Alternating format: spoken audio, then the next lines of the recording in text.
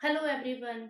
आज हम बात करेंगे एक औषधीय पौधे बाकुची, जिसे आम भाषा में बावची का पौधा या मलाया टी के नाम से भी जाना जाता है, सोरेलिया सीड्स के नाम से जाना जाता है, जो कि चमड़ी के रोगों के लिए बहुत ही फायदेमंद है।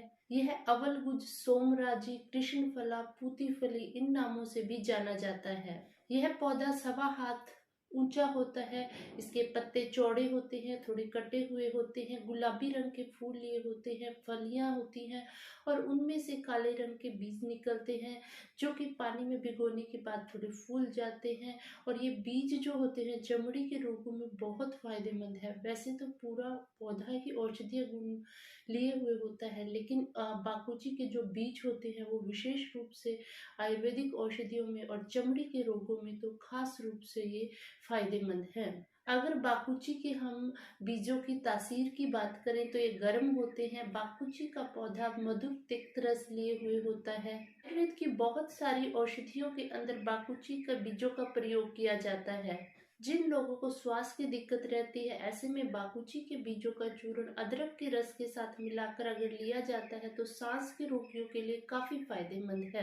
दांत में दर्द हो जाता है, कई बार रात में अचानक में दांत में दर्द हो जाता है, दांतों में कीड़े लग जाते हैं, ऐसे में बाकुची बहुत फायदेमंद है। बाकुची का जो बीज का पाउडर होता है उसको आप दुखते हुए दांत के नीचे थोड़ी देर तक दबा के रखें, उससे देखा जाता है दांत दर्द में राहत मिलती है। कीड़े लग गए हों, ऐसे में बाकुची के बीजों का पाउडर है उसको फटकड़ी के फुल्ले के ऊपर, तवे के ऊपर फटकड़ी जो है उसका फुल्ला बना लें आप, उसके अंदर मिला के अगर मंजन के रूप में किया जाता है तो दांतों का कीड़ा दूर होता है। बाकुची के अंदर 1/4 चम्मच हरताल का पाउडर मिलाकर और उसमें गोमूत्र मिलाकर अगर लगाया जाता है तो सफेद कुष्ठ, जिसमें कि सफेद दाग बन जाते हैं चमड़ी के ऊपर, ल्यूकोडर्मा भी बोलते हैं, उसमें बहुत फायदेमंद है। आप ये लेप करें, उसके बाद थोड़ी देर के लिए धूप में बैठा जाता है 10-15 मिनट, तो देखा जाता है लगातार कुछ दिन के प्रयोग से इससे जो सफेद कुष्ठ की दिक्कत दूर होती है। खाने में भी और लगाने में भी दोनों रूप में आप इस्तेमाल करना है बाकुची का। खाने के अंदर बाकुची के पाउडर को 1/4 चम्मच खैर और आंवले के काढ़े के साथ अगर लिया जाता है, उससे देखा जाता है सफेद कुष्ठ की बीमारी दूर होती है।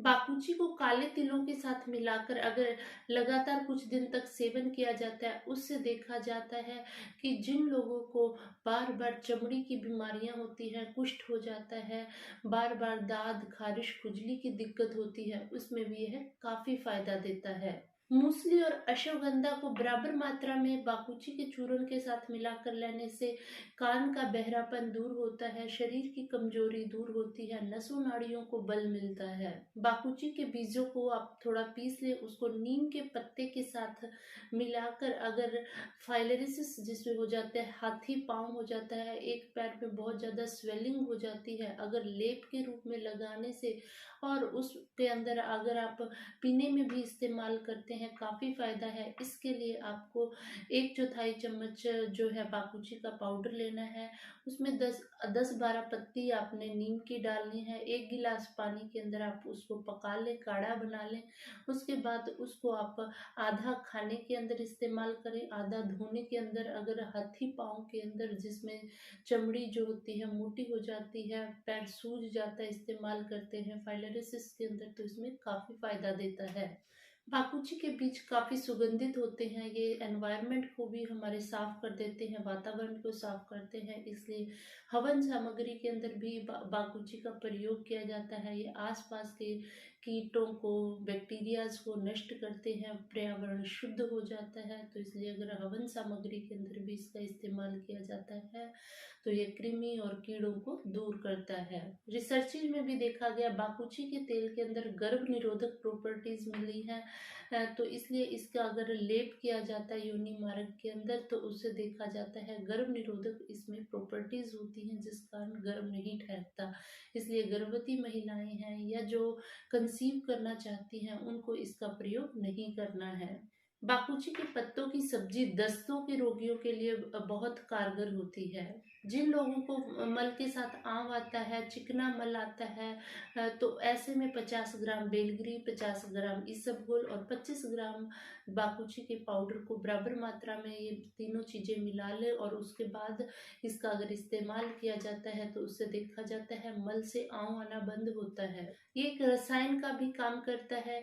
जिनको बार बार शरीर में कमजोरी है, बार बार बीमार पड़ रहे हैं, ऐसे में 50 ग्राम अश्वगंधा, 50 ग्राम आंवले का पाउडर और 50 ग्राम बाकुची के चूर्ण का इस्तेमाल किया जाता है, बीजों के चूर्ण का इस्तेमाल किया जाता है। उससे देखा जाता है शरीर की कमजोरी दूर होती है। ये बहुत अच्छा रसायन का काम करता है। मेदा बुद्धि को भी बढ़ाने वाला होता है, इसीलिए मेदा आयुष्कामी है। उसमें हमारे महर्षियों के द्वारा भी बाकुची का प्रयोग बताया गया है। जो लोग एक्जिमा से परेशान है, त्वचा की एक बीमारी होती है जिसमें त्वचा में कट लग जाते हैं, उनमें से पानी सा निकलता है, ऐसे में बाकुची का प्रयोग करना बहुत फायदेमंद है। ऐसे में बराबर मात्रा में चक्रमर्द के बीज, मंजिष्ठा का प्रयोग और बाकुची तीनों को बराबर मात्रा में लेके आप 20-20 ग्राम की मात्रा में लेके सुबह शाम अगर आधा आधा चम्मच पानी के साथ इस्तेमाल करते हैं तो एक्जिमा के रोगियों के लिए काफ़ी फायदा देता है। बाकुची के बीज थोड़े गर्म स्वभाव के होते हैं, इसलिए गोमूत्र के साथ शोधन करके प्रयोग करें तो ज़्यादा फायदा देता है। बाकुची के बीजों को गोमूत्र में 3 दिन तक आप भिगो के रखें। उसके बाद हर तीसरे दिन जो गोमूत्र है उसको चेंज करते रहें। ऐसा 7 बार किया जाता है, अर्थात टोटल 21 दिन का अगर ये प्रयोग किया जाता है, इससे बाकुची के बीजों की जो तीक्ष्णता होती है, जो गर्मी होती है, वो कम हो जाती है और वो और ज़्यादा शुद्ध होकर इफेक्टिव रिजल्ट्स देते हैं। तो इसका प्रयोग करना है, साथ में सावधानियां भी रखनी है कि थोड़ा गर्म स्वभाव का है, इसलिए जो पित्त प्रकृति के मनुष्य हैं, जिनके शरीर में गर्मी ज़्यादा है, जिनको नक्सीर आती है, बहुत ज़्यादा मात्रा में इस्तेमाल करने से भी यह कई बार उल्टी लग सकती है, क्योंकि इसके अंदर थोड़ी वामक प्रॉपर्टीज भी हैं। इसलिए बहुत ज़्यादा एक्सेसिव मात्रा में भी आप इसका इस्तेमाल ना करें। डॉक्टर की देख रेख में अगर इस्तेमाल किया जाए तो ज़्यादा फायदा देता है। उम्मीद है हमारी आज की ये स्वास्थ्य संबंधी चर्चा आपको जरूर पसंद आई होगी। इस वीडियो को ज़्यादा से ज़्यादा लाइक और शेयर करें ताकि सब तक ये जानकारियाँ पहुँच पाएँ।